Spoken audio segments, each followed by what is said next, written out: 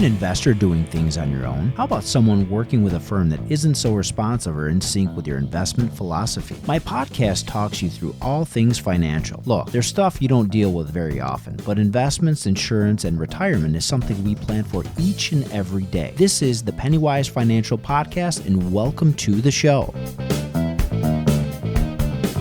All right. Welcome to the Pennywise Financial Podcast. Constantine here at Monarch Wealth Management with my co-host today, Dave Georgiev. Welcome to the show, Dave. Thank you, buddy. Thank you.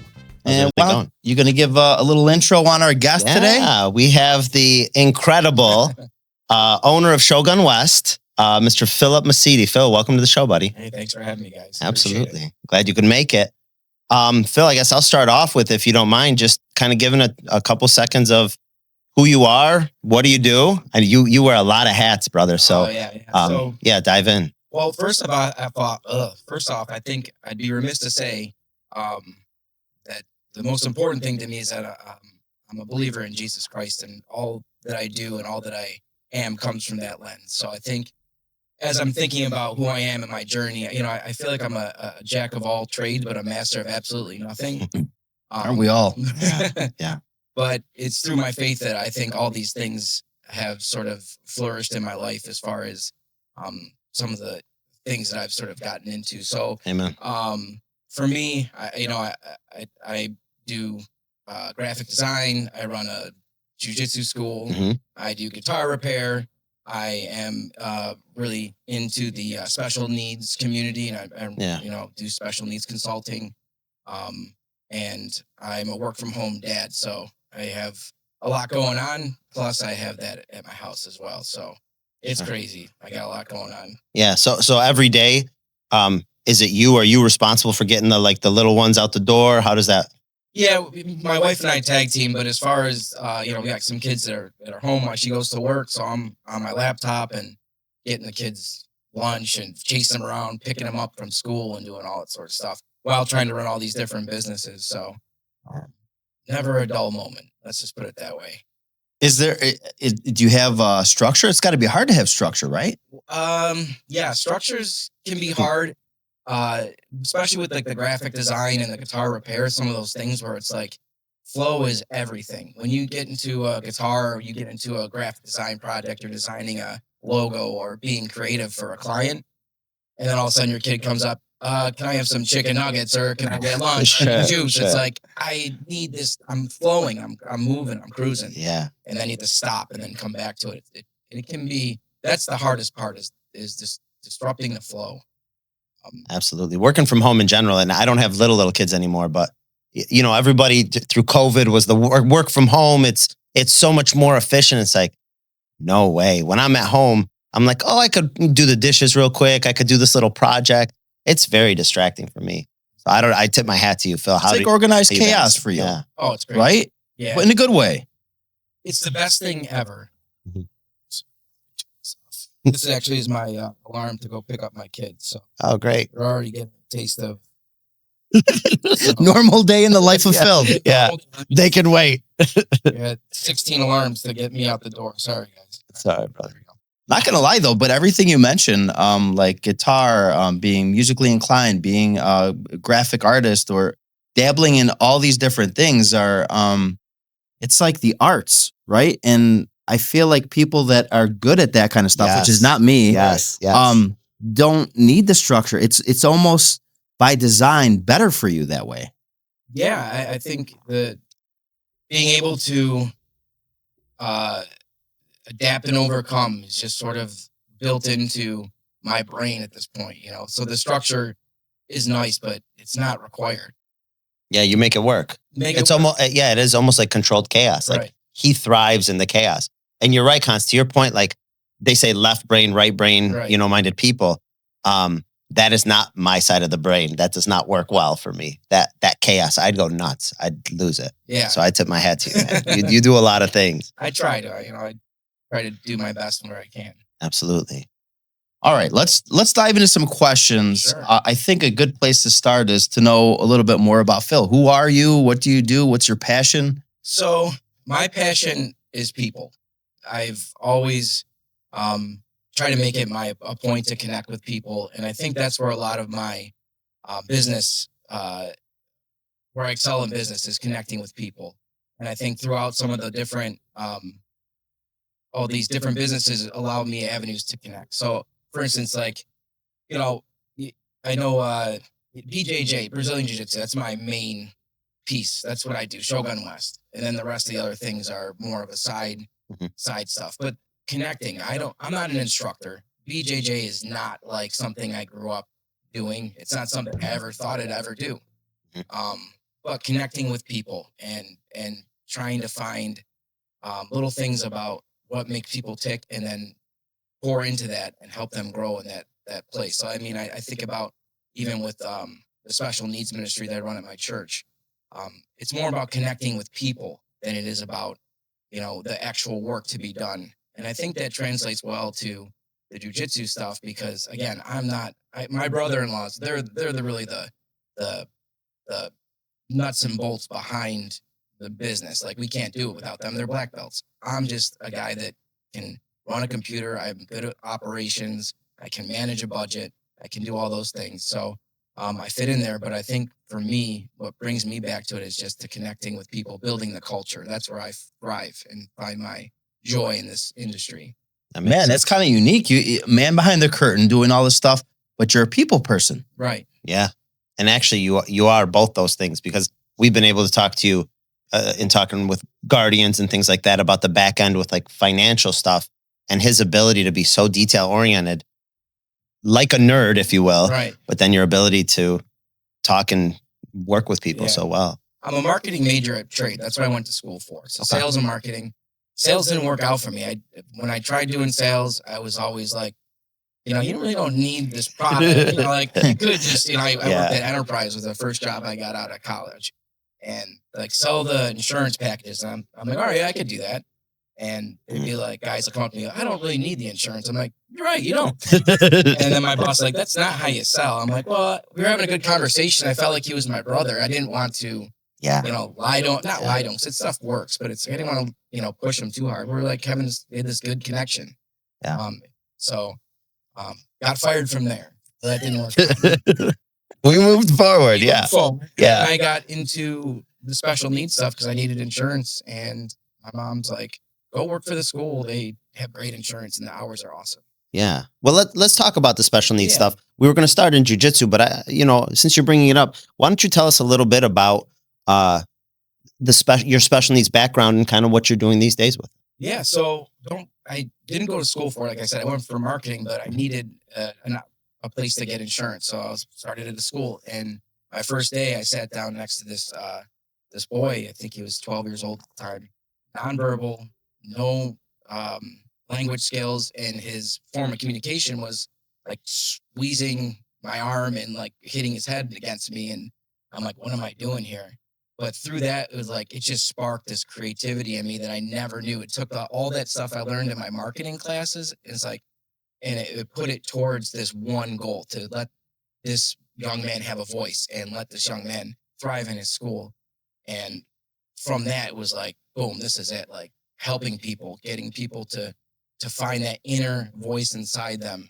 And, everyone has it, regardless if you can talk or not. There's this inner voice, and trying to unlock that for people.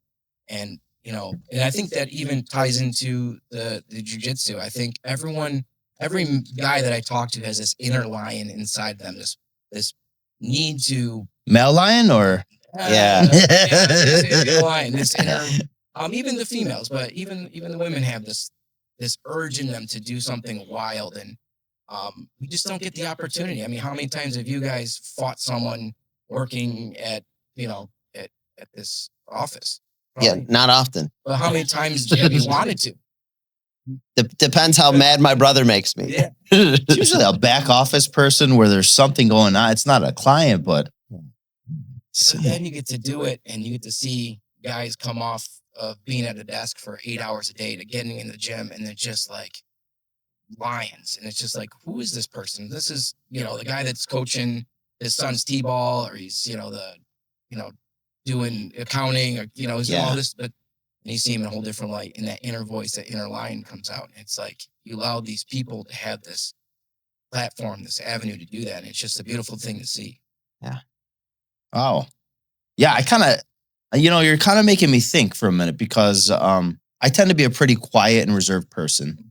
Maybe, so I don't know if you'd say shy. It's more like I You're not digest shy, dude. thoughts. Yeah.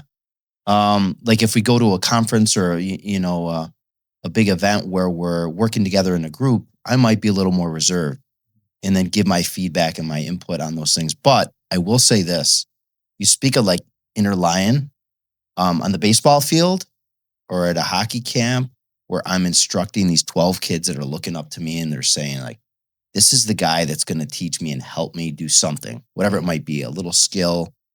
I come out into it like almost like a different character. Mhm. And some of the moms are like, that was him? Like, what was that? Mhm.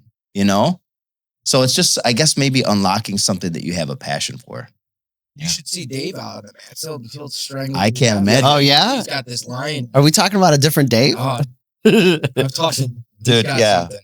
Really? Yeah, but even I mean I don't mean this as a diss, but like Phil's like smaller than me, like weighs less than me, but like because Phil knows more jujitsu, like he's difficult because I'm a very beginner, like basic dude, and he's been doing this for a while now, and that's the thing with jujitsu is like you get someone and in your brain you're like, oh, this guy's small. I thought I was reasonably tough before I started jujitsu, and I realized what a pansy of a human being I am. Like. I could have told you that. Oh, thank you. Come on. But these guys, to your point though, what's the saying? It's better to be a warrior in a garden than a gardener in a war. And that's kind of what reminds me of jujitsu is like these guys, I think of someone like Nate, who super kind, caring, on the mats, like takes good care of you, doesn't try to injure you, like so patient with you. And like, it's almost like a dad with their kid. Like, Nate sees me coming in and he sees which way I'm moving, like what I'm trying to do a mile away. And he's just like, boop, boop, boop. And all of a sudden I'm strangled, you know? But that man, like unleashed, would destroy people, Right. like absolutely destroy people. But he has the ability to keep his sword sheathed, if you will. You know what I mean? Like that ability to be a monster, but the ability to also keep it in, you know? And I think that's one thing that I've learned that jujitsu helps you teach, you know, and like, what's the number one rule of fighting? Avoid it.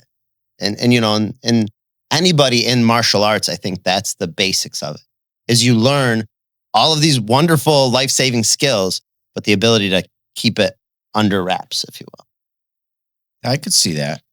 I mean, you have such a diverse, I think, map, if you will, of business / personal / like passion.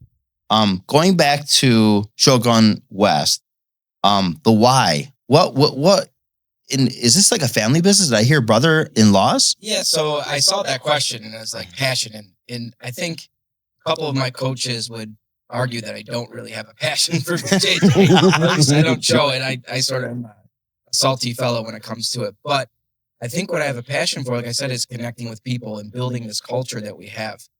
You're right. It is a family business. So, sort of the origin story is that, so my brother-in-laws are law enforcement officers, and one of my brother-in-laws was switching his hours from being nights to days, and that would involve losing some of his time to train. He was also a DT instructor, so I think they were going to cut back some of his training time. And he was What's DT? I don't know that. It's their physical training, their self-defense training. Okay. Yeah. Okay. For what? For Rochester? For RPD? RPD. Okay. And they'll correct me if I'm wrong with that, but it's something like that where they train them all the defense tactics and stuff. Defense training, DT. Defense, yeah. Hey? You go, hey, you did it. Final answer? Final answer. Wow.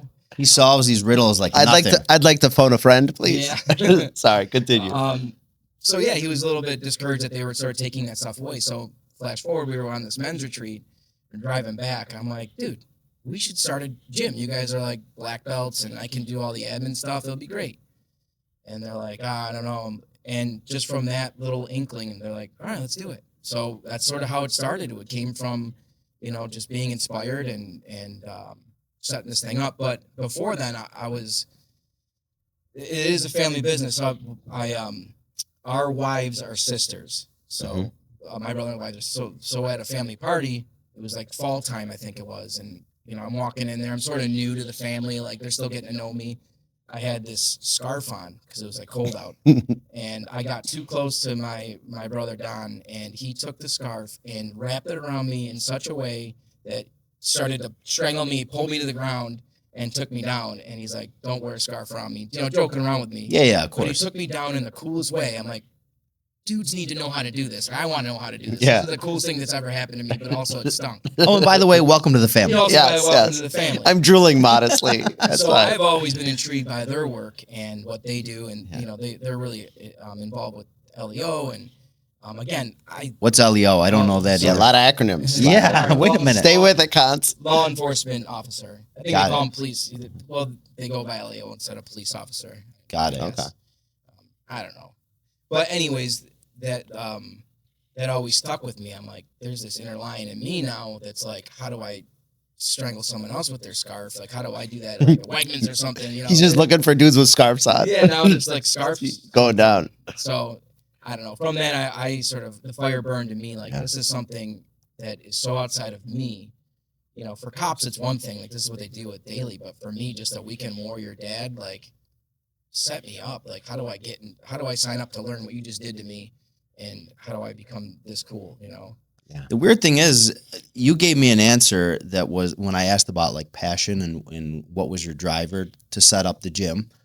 And you mentioned you're a people person, right? Right. You like helping people. And it sounds like from what I'm hearing, the conversation was, I want to help my brother-in-law find this. He's changing hours, maybe looking for a little passion. And you honed in on a skill that he had. And that scarf and that incident there maybe sparked some interest in you. And that's what kind of got the wheels turning. You're helping your brother, you're doing this, you're a people person. Yeah, I guess It all came together, It came maybe. together. It was divine in nature. It was outside of us. That's how I view it. I feel like it was a God thing that this was happening at the same time that his DT was going down, or his defense training was being cut down, and now he gets to do this every day and do it the way he wants to and not have the politics behind it. And it was just a perfect storm for this gym to open up. Yeah. And it's been that way ever since. We've just sort of been going.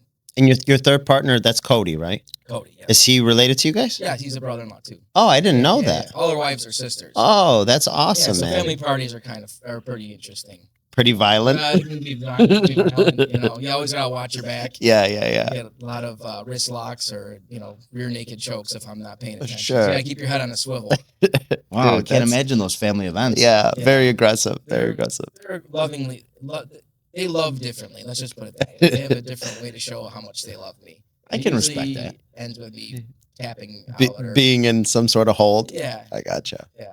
Before we shift gears, I think we're going to take a quick break and we'll be right back with the show. Are you a business owner looking for ways to save for retirement, keep and attract top talent, or maybe just save the amount of taxes you're paying? We have solutions to help all size businesses, from solo practice to mid-sized firms. There's a ton of tax incentives just up for grabs. Your employees will thank you for giving them a platform to invest in their future. If you have a retirement plan in place and you're not sure the best way to set things up, reach out to me, Constantine at Monarch Wealth Management, and I'll help you understand your options and know what you own. Not all advisors understand retirement plans, so make sure you're working with a knowledgeable team and experience the Monarch difference. Welcome back to the Pennywise Financial Podcast. Today, we have Phil, I want to say Misetti, so bad. I'm making you Greek. I don't know. I apologize about that. Phil Misetti? Misetti. Misetti, okay. Phil Misetti, Shogun West. We talked about your passion about setting up the business and your family events, how you get a little physical. Where are we going from here? Yeah, I'd like to. I mean, we started this way, but talk about Shine a little bit. So Shine is my it's our church's special needs ministry, but it's something that I sort of birthed out of a necessity. We have a lot of people in our community that would love to go to church, but they have children or loved ones with special needs, and it makes it really hard. It makes it either getting out the door or being afraid that you're going to be called out of service to help with your child, or your child has just needs that are beyond the church ability to handle. But with Shine, we provide support for these individuals so that the parents can sit in church and it be at peace. So, the the optics are, the outlook is that that we're helping the kids, but truly and truly, I believe that we're helping the parents. They can connect at church, and they can sit through 45 minutes to an hour church service. And not have to worry. So we provide support, we provide safety and all sorts of equipment and sensory stuff for the kids to use. Mm-hmm. And we have the one-on-one care for them so that their parents can just sort of sit back and relax. And the thing I like about what we were doing with Shine, it's very plug and play. I can take the philosophy, and I could take with what I have with Shine at our church, and I can plug it into, you know, a car dealership. I can plug it into another church. I can plug in any business. So it's a very mobile type of operation. I can do a training. I can provide the equipment. I can provide the consultation and get another firm or another business set up with the same thing that we do at our church. So the church is really the hub and where the heart lies and the mission, but I can take what I've been doing there and move it to anywhere.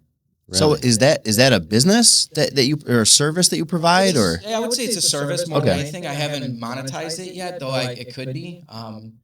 But as of right now, it's just a ministry. It's just what my heart's desire is, just to help these families to be able to connect with the community that they're so desperately needing. So yeah, right now it's that. I was going to say there's so many people that have special needs kids who can't even attend like a church service, you know, prior to this, because they might have like, oh, your kids go play over here, but because my son or daughter has special needs, they can't just play in a room with other kids for an hour while church is happening. So now we're, you know, I want to say inhibited, but we can't go out to church. We can't go to you know, worship on a Sunday because of the fact that we have nowhere to bring our kids.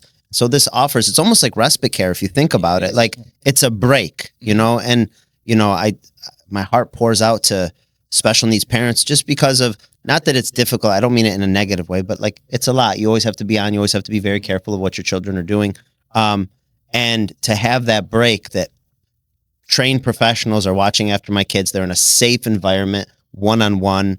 I was telling you, Const, that my wife is one of the volunteers with Shine, and I think you guys do an amazing job, and I think these parents love the fact that they can come and feel comfortable leaving their kids, you know, for an hour or so to go and just relax and enjoy a church service. That's pretty cool. That's neat. Yeah, I think just to piggyback off that story, just as a parent, I remember early on in my career, I was a program director for an autism nonprofit, program development and operations. Mm-hmm. And I remember at a meeting, I just had my son, my newborn son. So I came to a meeting and I was exhausted. We were up all night changing diapers, and I'm sitting, you know, she's like, oh, this lady I work with, she's like, oh, you know, how was your night? You look tired. And I'm like, yeah, you know, I was up all night diapering and this and that and this and that, and worrying about my kid. He was fussy. And then I turn and look, and she's like, same. And she's got a 20-year-old son that needed diapering and care all through the night. Goodness. And she was up all night too. And it just hit me that these parents, it doesn't necessarily end for them. And it's that constant stress and stuff you feel as a new parent. Mm-hmm. It carries in for 20, 30, 40 years, 50 years until there's a succession plan. But that broke me when I was sitting there lamenting about my night, and then looking over at her night. And must have been 20 years of the same night that I had. Yeah, that's heartbreaking. And kind of talking about succession planning, since, you know, this is a financial show, if you will. That's kind of what some of the things that we have to deal with from like a financial planning standpoint is we have clients that have special needs children. And it's like one day we're not going to be able to take care of our son or our daughter. They're 32 years old. They live with us, and they have to think about next step planning. And it even gets into like where grandma and grandpa might be getting up there where it's like, they're probably going to pass away soon. It's like, don't leave money to, you know, little Susie, little Johnny, whoever, you know, because that may ruin some of the benefits that they have. So then, they don't, I mean, it's not malicious intent. It's just poor planning, or maybe they just didn't know about it. Yeah. So setting up things like special needs trusts. I don't know if you've ever heard of things like that. Yeah, they're huge. Yeah. Endowments and trusts are pretty big. Yeah, exactly. So that's some of the stuff that we kind of help people with is like, the goal is to help your son or your grandson or daughter live the best life that they can. But by doing so, to Constant's point, it's not malicious. It's like, yeah, we want to leave money for them to take care of them. And it's like, but if you just give it straight to them, that could actually hinder them more than it helps them. So setting up and, we always say sit down with, an estate planning attorney to hash out all of the details to stuff like that. But it's very, very promising, Yeah. Awesome. So how many volunteers do you have? For the Shine Ministry, we have about 20. Wow. Yeah. That's pretty big. Oh, I didn't even know you had that many. 20. Yeah, we have 20, and the cool part is that because a lot of them are under the age of 16, so we have a lot of what we call peer buddies. So they're able to pair up with one of our participants in Shine and take them into the classes and stuff, and be sort of their mentor, their guide, if you will.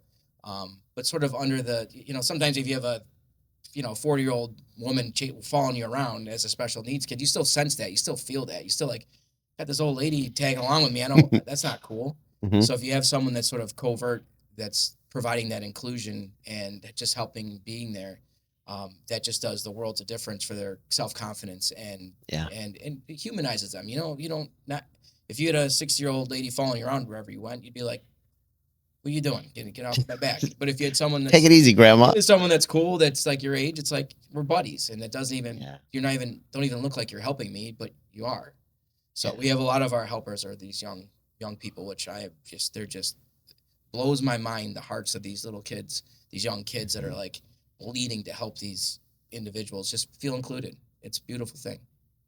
Yeah, isn't that pretty awesome? Yeah, isn't that crazy how kids love kids? Yeah. Like, you know what I mean? Like, if you have even think about a kid that just a little bit older of a kid, they just light up and they want to hang out with them and they want to be like them, and having that where it's like that older person is actually watching over them, but they feel like it's a bond, like a friendship. Right. Like, it's so valuable. It's funny to me how God makes that work. Like how a kid is so innocent that they naturally are attracted to each other. Like in that, like a buddy system, if you will. That's awesome, man. That's really awesome. Oh yeah. Well, they respond different too, right? I mean, you have kids. I see it in youth sports all the time. I mean, you get a 16-year-old kid in there versus a middle-aged man telling them something, and I'm not cool anymore, right? And these kids over the weekend at hockey, they're saying, "Yeah, team 6'7". I don't even know what 6'7" is. That's how old I am. I don't know what that means. Mm-hmm. Like, I can't relate to them. Maybe it's relatable.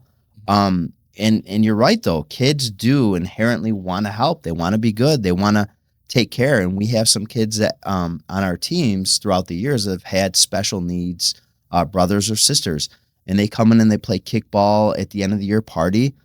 And the kids, without even telling them, they know. And they, they'll kind of, go a little easier on them. They'll give them, the extra base or whatever it might be just to get that smile. Nobody instructed them to do that. They just knew. Inherently, that's pretty so awesome. Yeah, it's a lot of it's culture. And just to tie it back to the Shogun West, we have that as well. We have our peer leaders. We have what we call we just started this as we're actually rolling out our first month. It's called the Warriors Path Curriculum. It's for young kids to learn some of the virtues of being a good warrior. So it's like willingness, attitude, respect, perseverance, responsibility.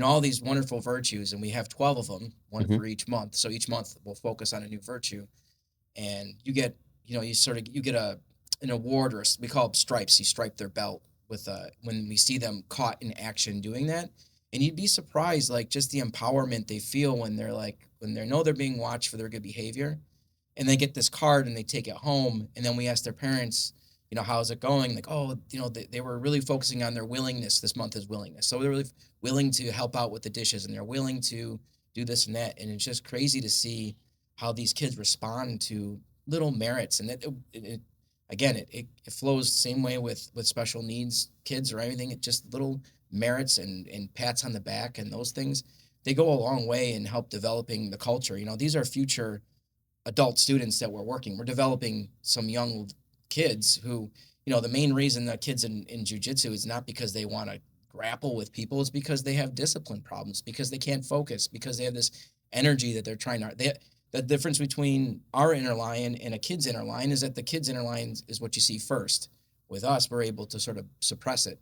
So you got these kids that are just rambunctious and running around, and parents have lost control, and they lean on us to provide that level of discipline, support, purpose, and that physical outlet. So when you attach something like the Warriors Path curriculum to it, now you're not only providing the physical outlet, you're providing some sort of virtues and character building and culture building. And to me, that is interchangeable between what I do at Shine Ministry and what I do at Shogun West. Yeah, you actually mentioned some things I was going to ask about because I don't know. What's the setup like at Shogun West? Is it like there's so many classes a day? Is it an open gym? Is it traditional classes? And who's taking it? Is it all ages? Yes. Sounds like it might be. Well, yeah. So we have kids classes and adult classes, and that's really how it's broken down. Like it's not much more complex than that.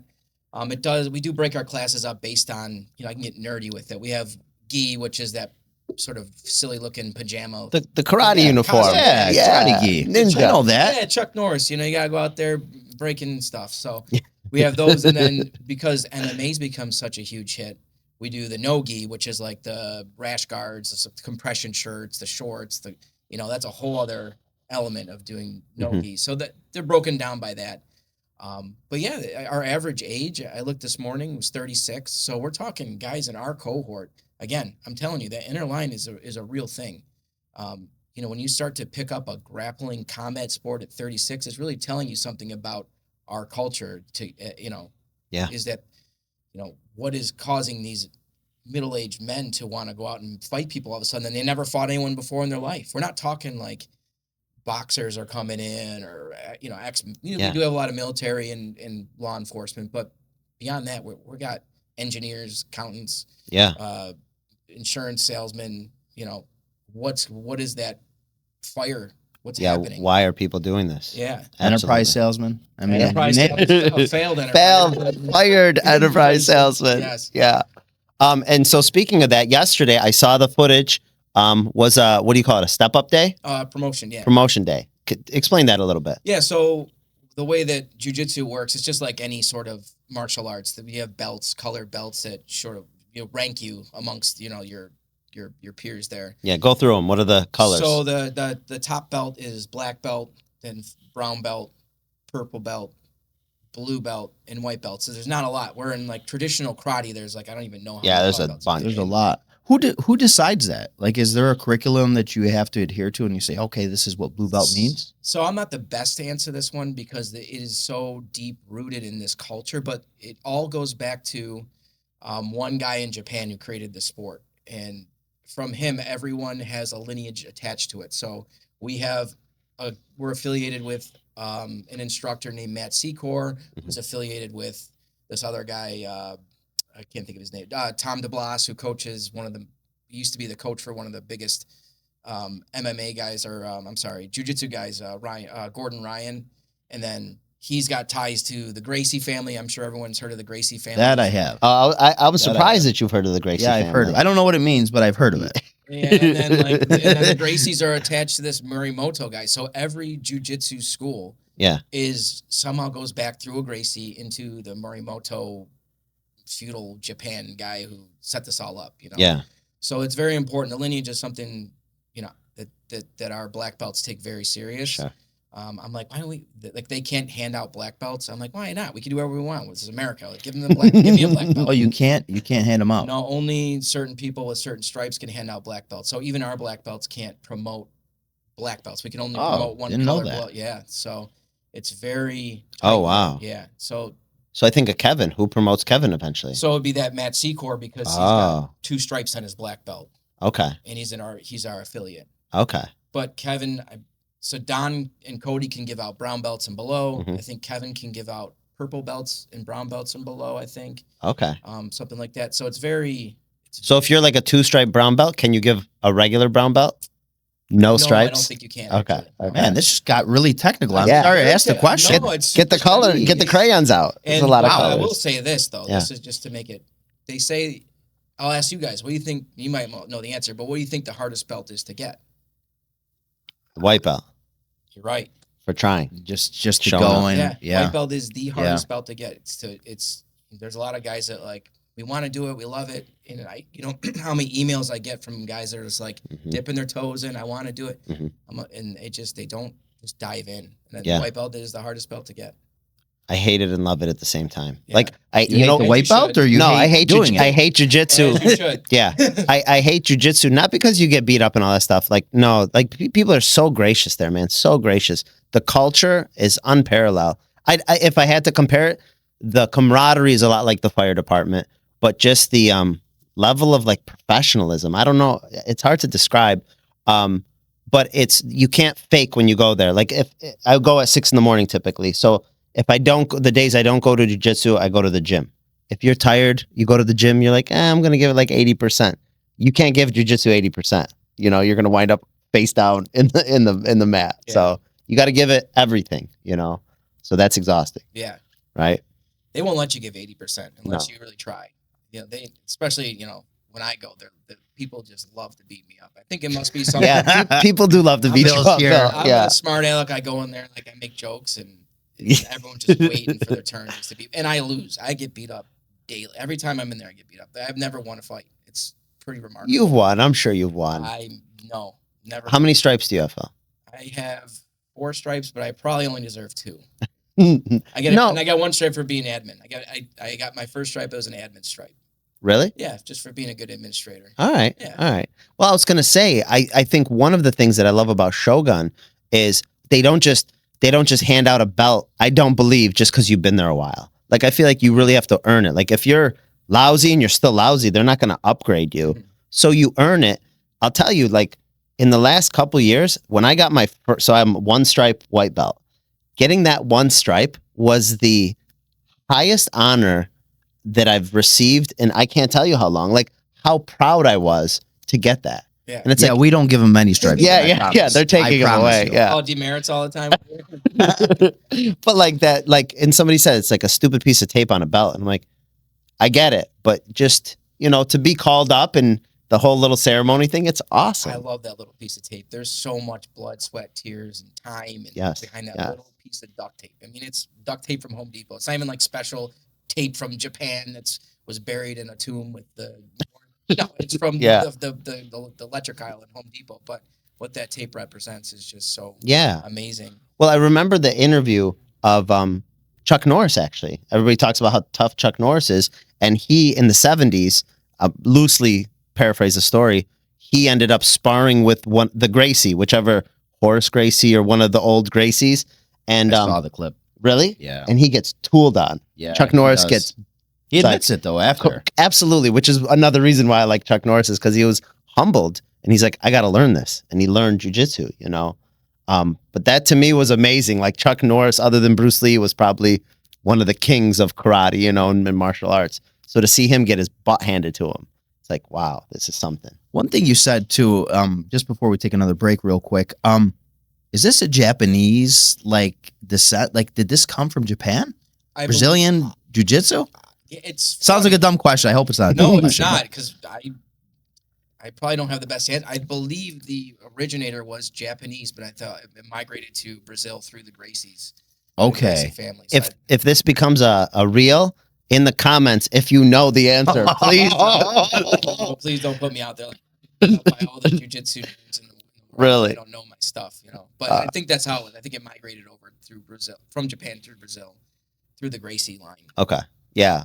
With that, let's take a quick pause and we'll be right back with the show. Do you have a high deductible insurance plan? If so, have you set up your HSA? There's a ton of people who don't know what it is or how it works. Even worse, there is an underserved segment of the population that can't get advice from their advisor about how to make the most of these powerful and unique programs. Not many advisors focus on this in their practice, don't understand the mechanics of how they work, or even where to begin helping their clients. Reach out to me, Constantine at Monarch Wealth Management, and I'll guide you through this process and get you on track to make the most of your high deductible plan and your superhuman HSA. That's 585-484-1400. That's 585-484-1400. All right. Welcome back to the Pennywise Financial Podcast. Constantine here with my co-host Dave Georgiev and Phil Misetti from Shogun West.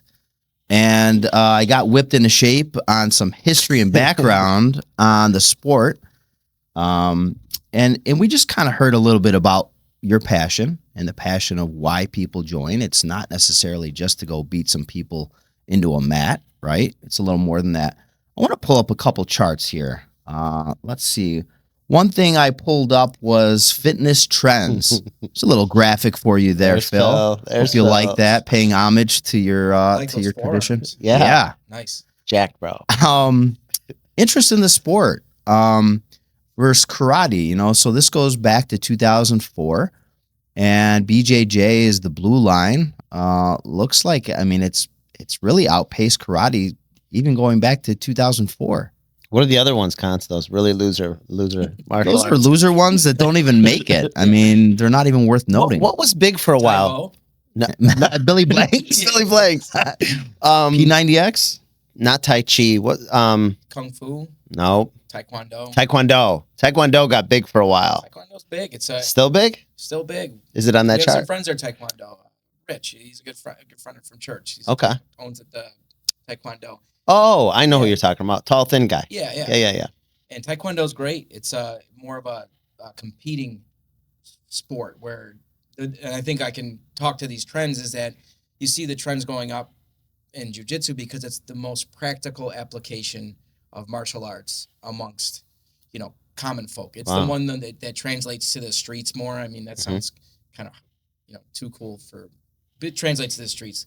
Where karate is very linear. It's very move-based. You're not going to come up and box kick someone or square punch someone. It's a competitive, more Olympic-style sport. Same thing with Taekwondo. Very good fitness sports, but more that with them, it's about the competing against each other and sort of points. Like a tournament. Like a point system tournament where, jiu-jitsu, you're wearing a hoodie and someone comes up to you, you can take that hoodie and do all your fun Use it stuff. against Use it against them. Yeah. Which they don't. Well, judo might a little bit, but they would teach it in martial arts. And I think on top of that trend is that the biggest names in all of men's talking heads are doing jiu-jitsu, and they will tell you to do jiu-jitsu. Joe Rogan. Yep. Oh, yeah. Ever since Joe Rogan started talking about it, then you got Jocko Willink, who's big, and then any of these guys, it's like Bedros Keuilian. I don't know if you listen to him, self-development guy.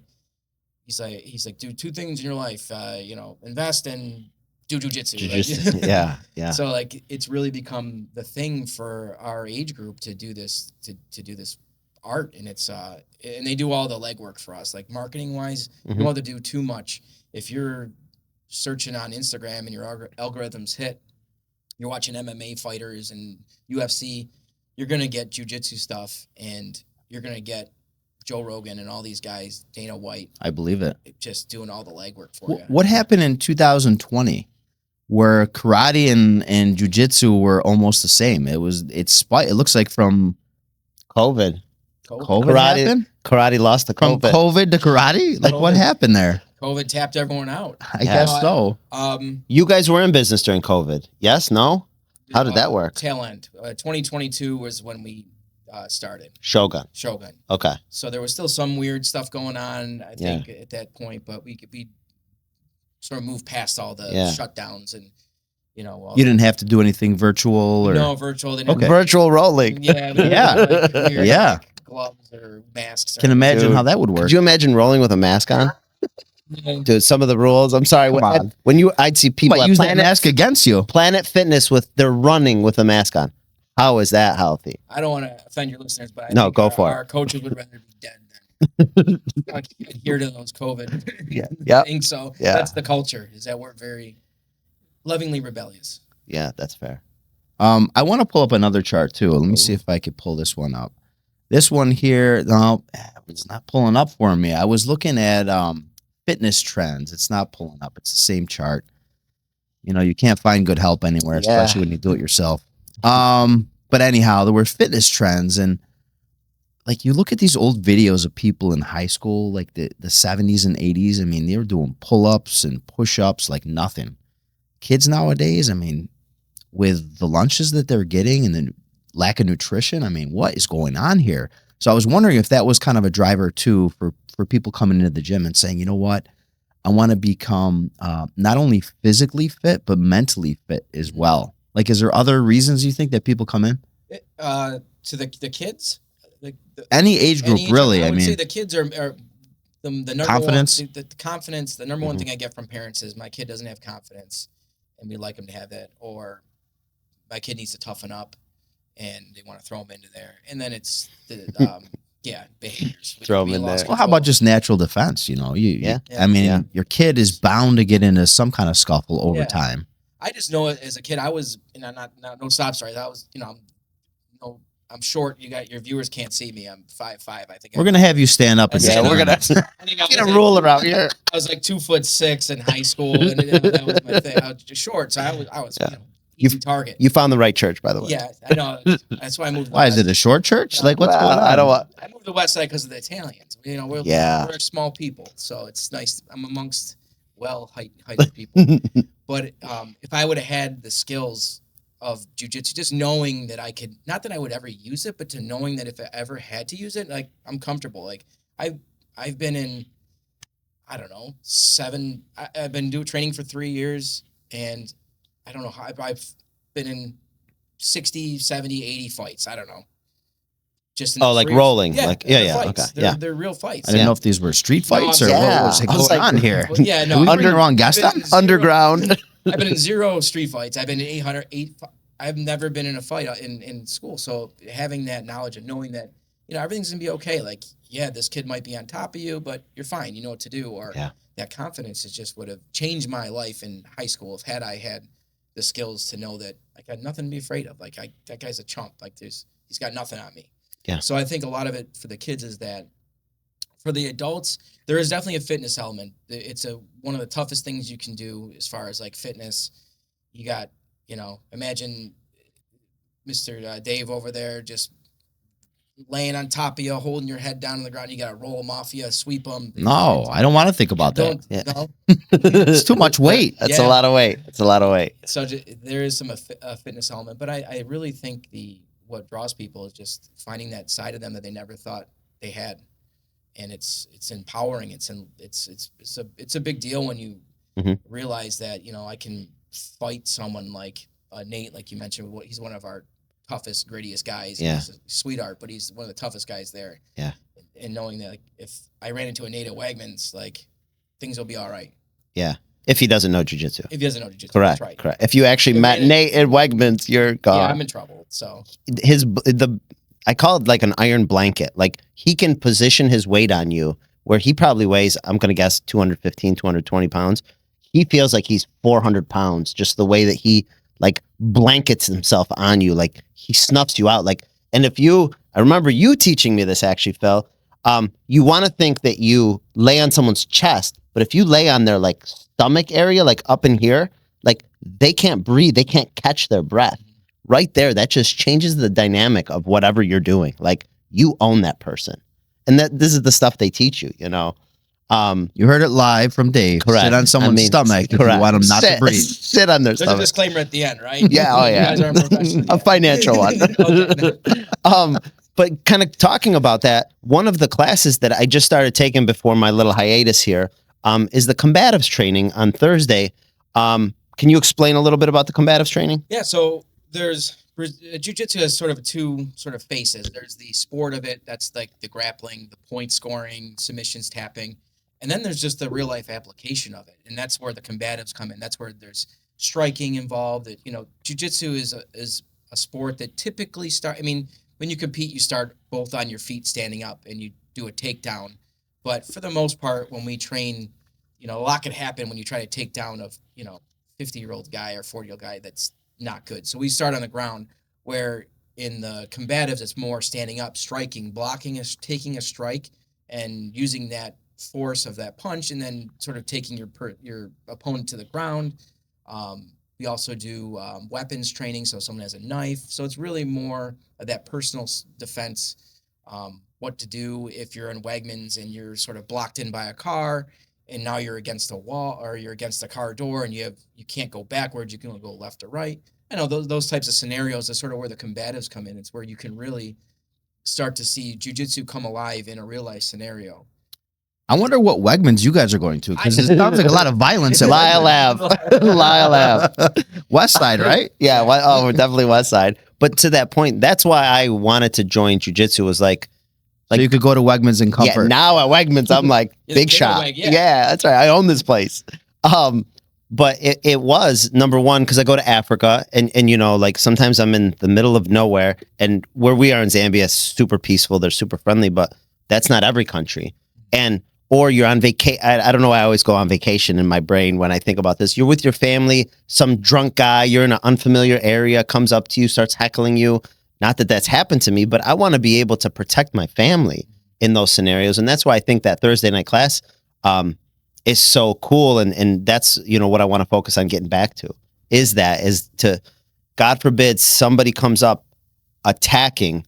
Number one, how do I defend myself and my family? And then ultimately, I think through jiu-jitsu, it's like you learn the combatives, but the goal is always like you get them on the ground. Once you get them on the ground, you own them. Yeah. And I think the cool part about the way that our instructors teach that class is we sort of have it, there's two directions it can go. Like, so like you mentioned, the drunk guy, you know, it's like we have, you know, our instructor teaches a way to take control of your drunk uncle. If he's getting too wild, then you can take him out. Or if this is a violent person that's trying to kill you, we can teach you how to, neutralize the problem, so to speak. So there's two ways. There's a way to control someone that you care about that's sort of maybe being inappropriate for however that scenario plays out. Yeah. Or there's a guy that's trying to hurt your family and you need to take things to the next level. Like you at the Bills game. Yeah. Like me at the Bills game. What? Wait a minute. Is there a story here? What happened Go at the for Bills it. game? Dude, you remember Not the Bills Wegmans game? parking lot. Oh yeah, we are at the Bills game and some guy behind us was like he ended up dumping his beer on my wife's head by accident. He went to do a high five and I was like, I'm gonna have to do jiu-jitsu in real life right now. And I, normally Dude. I'd probably been a little more passive, but I was like, I know a little thing or two, so I'm gonna address him. And He was intoxicated, he was right? intoxicated. Yeah. He was a sweetheart. He didn't mean to do it, but it's like I didn't see it because he was from behind, and I'm like, bro, I had to give him the look. I had to give him the eye, like that wasn't cool. Yeah. But also, we teach truth and grace, and where we go to church. So I gave him the truth of like, bro, that was off, and I know jujitsu, and I think I could probably take your life, or at least make you fall asleep. Yeah. Yeah. Not gonna murder you, But but the grace was like, just scram. did he apologize? He did apologize. Oh, okay. Yeah. And I looked at my daughter's boyfriend. I'm like, I think you ready to go? And we did the nod. Everyone knows the nod, and we're ready for it. So there is a nice The bro nod? the bro nod. We had it. We don't teach that at Was he a Bills fan? He was a Bills fan, so it'd been friendly fire. So I didn't Yeah. want to do too much of that. You chose wisely. Yeah. Collateral damage. Never Grasshopper. came back. I think my look did it. So That's definitely the look. and my wife was very impressed with me. So that worked out in my favor. That I was able to restrain, but also she knew that like Phil's got this. Phil, if looks could kill, Misetti. Yes. Shogun like West. Another thing, we do actually talk some Shogun West sometimes. Dave tells me some stories about how sore he is and how he got beat up pretty bad. Manhandled. But one thing I asked him the other day is, this is kind of a business question, if you will. Once you get to black belt, like you do in so many other martial arts sports, like how do you keep people coming back and engaged? It's not like, hey, I got my black belt, I'm done. Like, I move on. Yeah, typically if you reach your black belt, you like the sport, so it becomes part of your culture. We have, black belts that are instructors, and they just love it. They love it so much that they do it for free, essentially. They do it for free. They help us out. So, I mean, it becomes this thing where now it's like you have this information, and now I get to share it with other people. So it becomes more about sharing your knowledge with the rest of these students that come in. Plus, a black belt's work is never done. I mean, you're always honing your skills. We have some of the best black belts around, and they still tap and they still lose. And I still hear about their times where they're like, man, I got caught with that. So they're always trying to improve. And again, if you make it to black belt, you really like the sport. Typically, we see people drop out mid white belt. They call the blue belt, which is the second belt, the quitting belt, because people just sort of get tired. Just like with any workout routine, it becomes schedule, things get in the way, this or that. How long is the typical progression like from belt to belt? It's very subjective, and everyone has their own journey. So we have a gentleman that's 70, Mike 73, 74. Yeah. And he's progressing a little bit faster, but because of his age cohort, where he's in his age, it's like he's proven that he's a student of the game, and we don't want to hinder him. But he's not competing, so it's not like you have, because usually when you compete with the color belt that you are. So if we gave him a purple belt, he had to compete with a purple belt, and he might get smoked because he's 70-something years old. 70-something years old, and the average age is 36. So just the math doesn't work out. So, but everyone progresses the same. But I would say about a year per belt you can sort of look at, and then I think as you start to get higher, it grows maybe 2-3 years per brown and black belt, something like that. So you should be able to become a black belt. And I think they say like 8 years. Oh, I thought it was longer than that, 8 dude. to 10 years. Yeah, I thought it was like a decade. If you're pretty consistent. It all depends. Yeah. It all depends. A lot of guys like to sandbag people, hold people back. I mean, it gets very subjective. There's really no like, where karate, you're like, oh, you can do this move and you can do this move and you do this kata. You've proven that you've got a belt. Yeah. With jiu-jitsu, it's like, yeah, you got the mat time, but I don't like how you do this or there's that. You know, yeah, you're still... our promotion discussions when we have coaches meetings are very subjective. We take every single person. Mm-hmm. All right, who are we talking about today? Oh, we think Dave should get a stripe. I really like what he's been doing. Yeah, I think so too. So yeah, so like it's very subjective. Yeah. But I would say 8 to 10 just to sort of make it quick. Yeah, I mean, we can even relate to that in our business, like getting your CFP, getting your CFA, being in the business a decade plus, 20 plus years, still make mistakes. Yeah. Right? Things happen. Think of doctors, surgeons. You're not going to win every battle, and that happens. And I guess you're right. To your point, you're doing something right, and you know you're passionate about it. If you got your black belt, you put in the work, right? You must enjoy it. Right, yeah.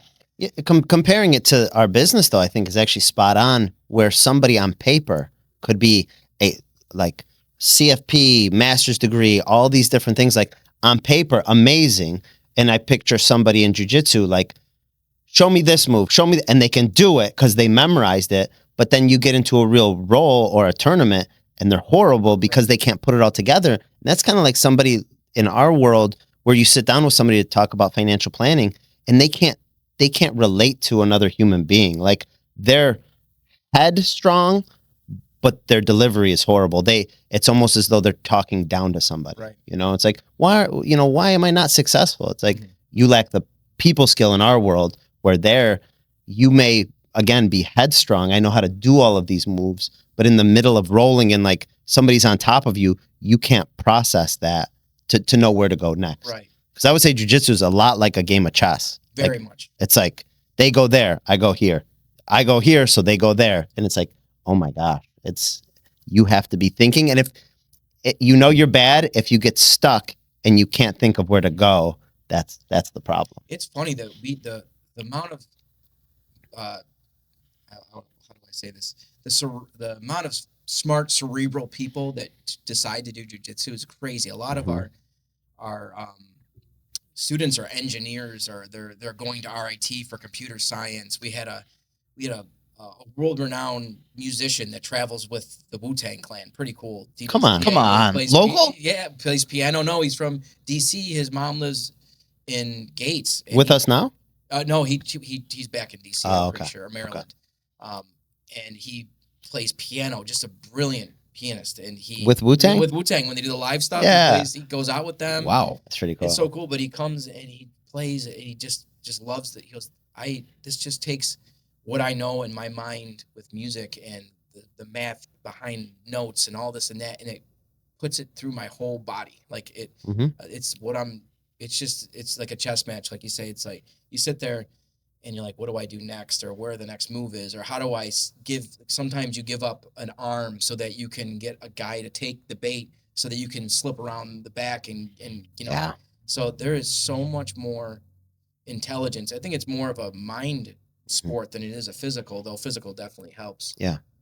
Yeah. And if you don't want to muscle things, like you want to learn the proper etiquette or the proper form. Well, yeah, I think too with it is it's a very high stress sport in a lot of ways where you can use all your gas in one move. If I had to pick Dave up and throw him off me, I'm done. I could do that once, and then the rest of the fight, it's over. But if I learn to just twist my body so that my shoulder can get up underneath him, now I created a window of space.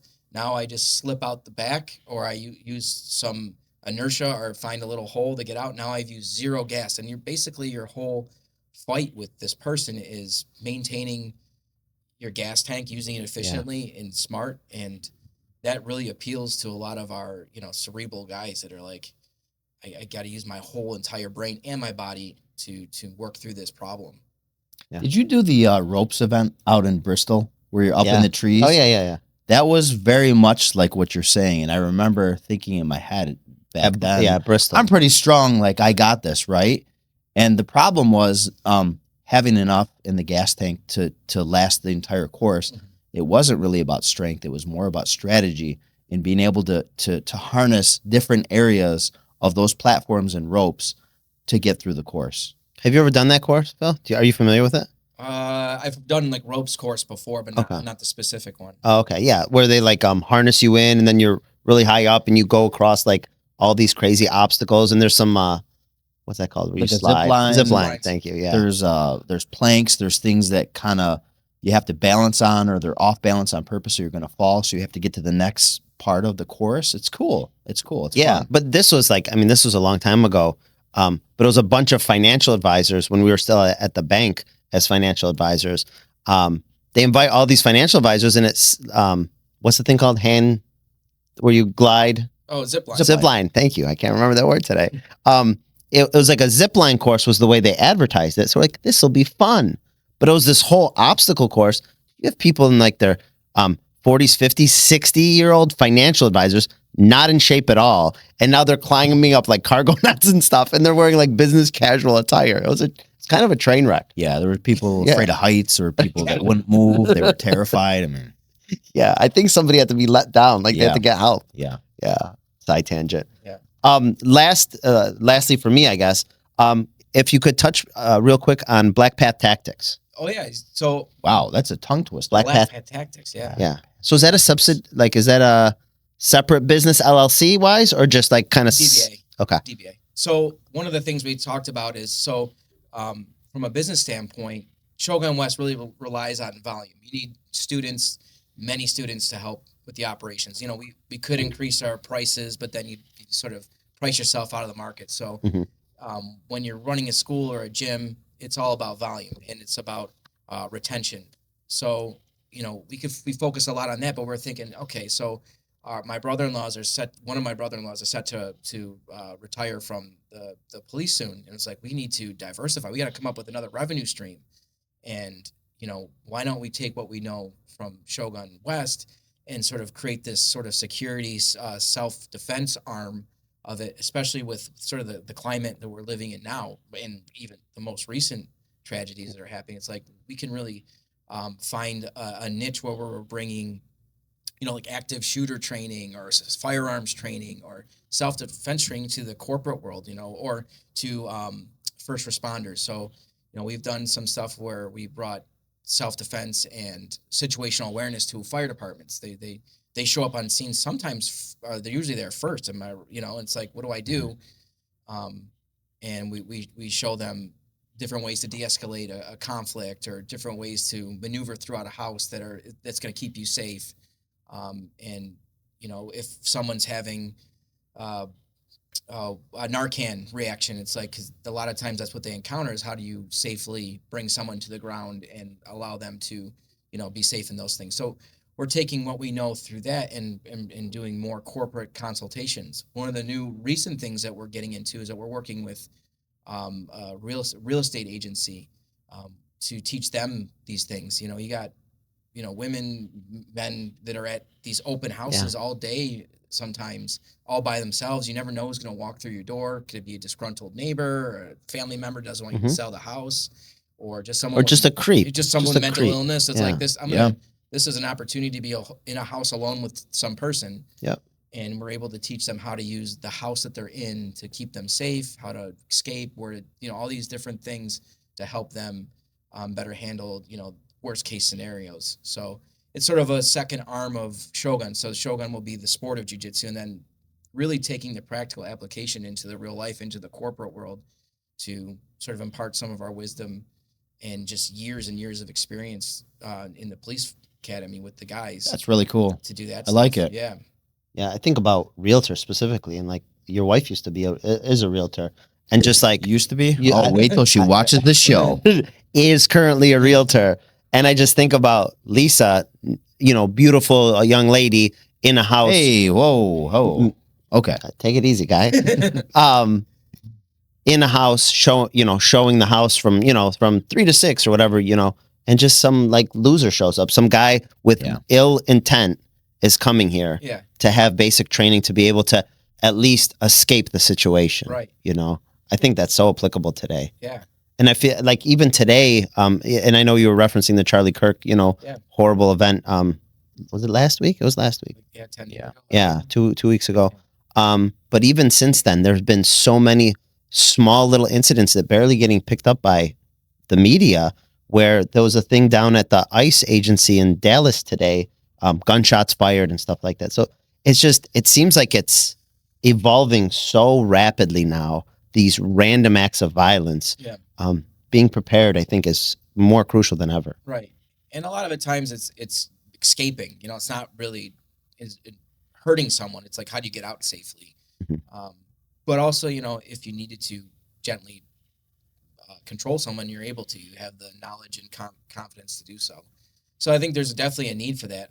It's kind of a sad story that we do need a need for it, but there is, we're all vulnerable, and trying to get these just regular average Joe off in their workspace, a little bit of knowledge so that they could be one step ahead of someone trying to do harm. It's sort of the underlying philosophy of Black Path Tactics.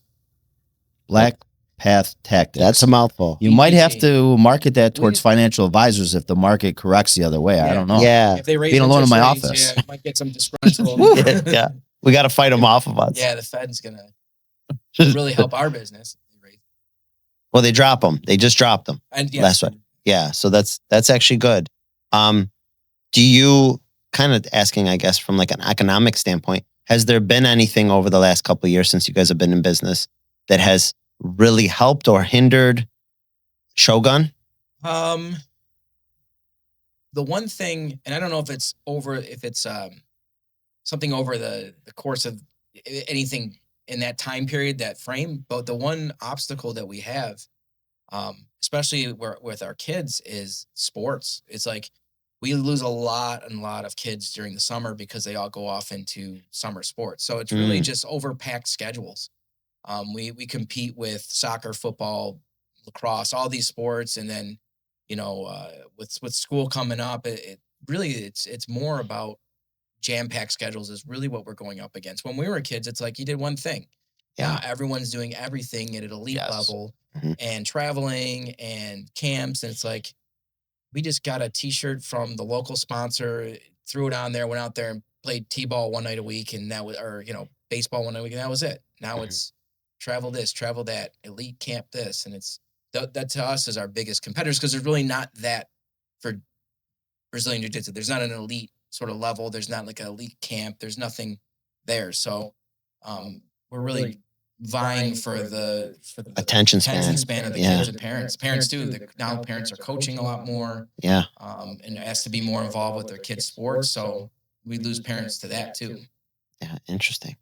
So it's the kids that are joining that have a conflict with the schedule because of sports. Yeah. And maybe even for the parents that want to join, but they've got to take their kid to hockey or baseball or football, and they're coaching. Yeah. So the trends in recreational sport altogether, and I think we're all sort of fighting for that same market space, that same place in people's lives. You get 7 days with people. For my family, it's 6 Sundays and a non-negotiable rest day.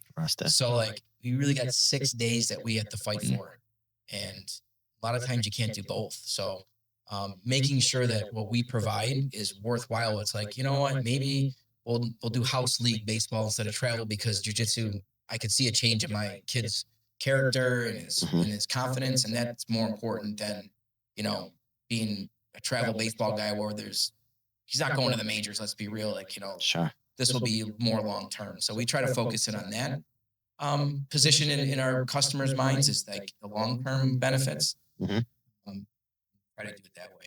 By the way, trade secret, you add the word premium or elite in front of the name, Yeah. all of a sudden you charge double, triple. Yeah. Shogun West Elite Series.